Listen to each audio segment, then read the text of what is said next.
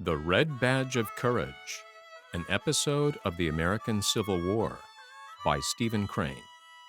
Chapter 16. A sputtering of musketry was always to be heard. Later, the cannon had entered the dispute. In the fog-filled air, their voices made a thudding sound. The reverberations were continual. This part of the world led a strange, battleful existence. The youth's regiment was marched to relieve a command that had lain long in some damp trenches. The men took positions behind a curving line of rifle pits that had been turned up like a large furrow along the line of woods. Before them was a level stretch peopled with short, deformed stumps. From the woods beyond came the dull popping of the skirmishers and pickets firing in the fog. From the right came the noise of a terrific fracas. The men cuddled behind the small embankment and sat in easy attitudes, awaiting their turn. Many had their backs to the firing. The youth's friend lay down, buried his face in his arms, and almost instantly, it seemed, he was in a deep sleep. The youth leaned his breast against the brown dirt and peered over at the woods and up and down the line. Curtains of trees interfered with his ways of vision. He could see the low line of trenches, but for a short distance. A few idle flags were perched on the dirt hills. Behind them were rows of dark bodies with a few heads sticking curiously over the top. Always the noise of skirmishers came from the woods on the front and left, and the din on the right had grown to frightful proportions. The guns were roaring without an instant's pause for breath. It seemed that the cannon had come from all parts and were engaged in a stupendous wrangle. It became impossible to make a sentence heard. The youth wished to launch a joke, a quotation from newspapers. He desired to say, "All quiet on the Rappahannock," but the guns refused to permit even a comment upon their uproar. He never successfully concluded the sentence, but at the last the guns stopped, and among the men in the rifle pits rumors again flew, like birds, but they were now for the most part black creatures who flapped their wings drearily near to the ground and refused to rise on any wings of hope. The men's faces grew doleful from the interpreting of omens. Tales of hesitation and uncertainty on the part of those high in place and responsibility came to their ears. Stories of disaster were borne into their minds with many proofs.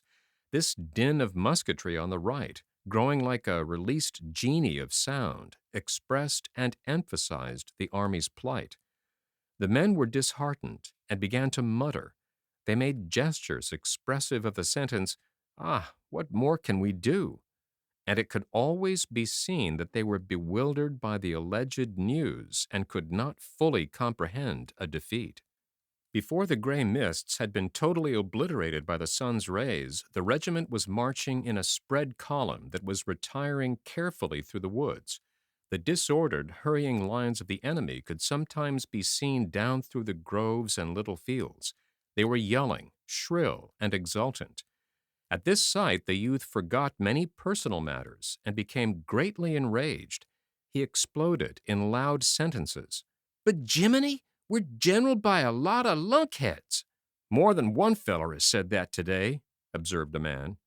His friend, recently aroused, was still very drowsy. He looked behind him until his mind took in the meaning of the movement. Then he sighed. "Oh, well, I suppose we got licked," he remarked sadly. The youth had a thought that it would not be handsome for him to freely condemn other men. He made an attempt to restrain himself, but the words upon his tongue were too bitter. He presently began a long and intricate denunciation of the commander of the forces. "Maybe it wa'n't all his fault, not altogether. He did the best he knowed. It's our luck to git licked often," said his friend in a weary tone. He was trudging along with stooped shoulders and shifting eyes, like a man who has been caned and kicked. "Well, don't we fight like the devil? Don't we do all that men can?" demanded the youth loudly. He was secretly dumbfounded at this sentiment when it came from his lips. For a moment his face lost its valor, and he looked guiltily about him.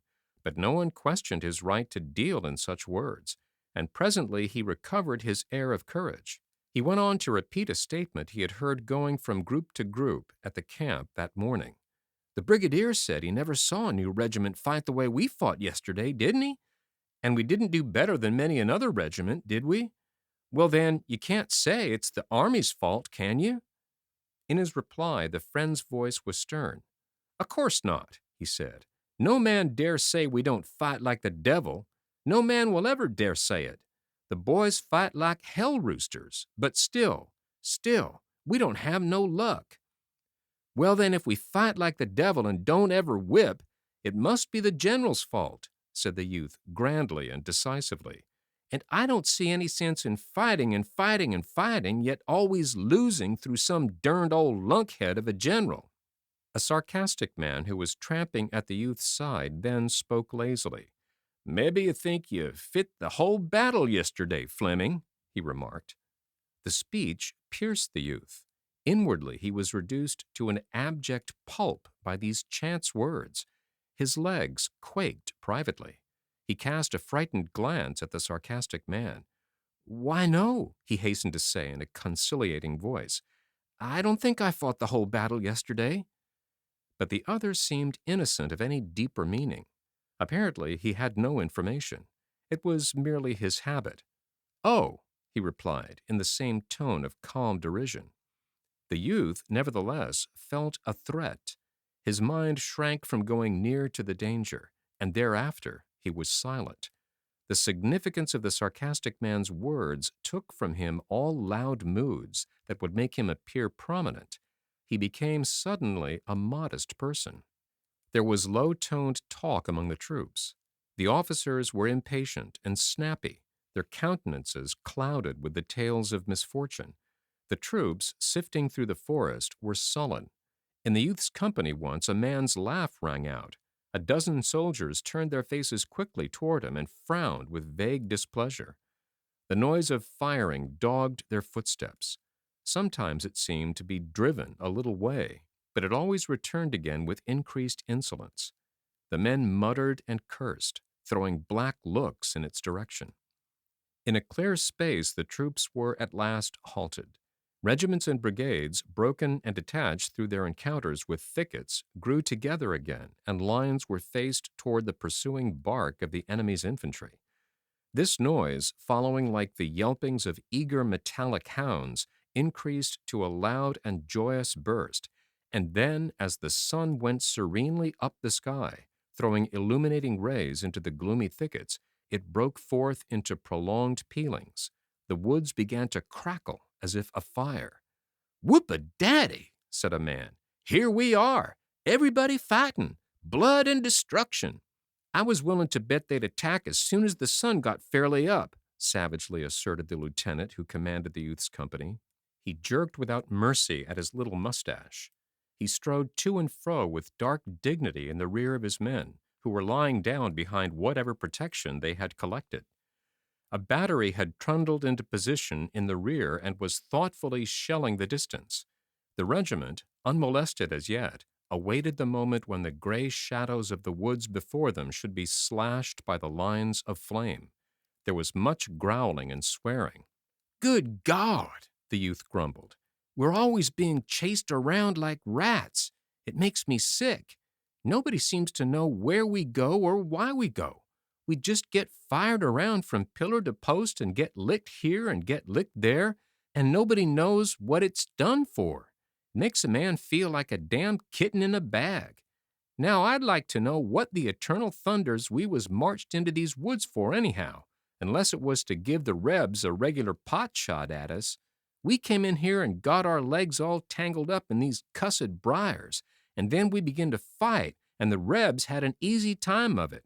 Don't tell me it's just luck. I know better. It's this derned old—" The friend seemed jaded, but he interrupted his comrade with a voice of calm confidence.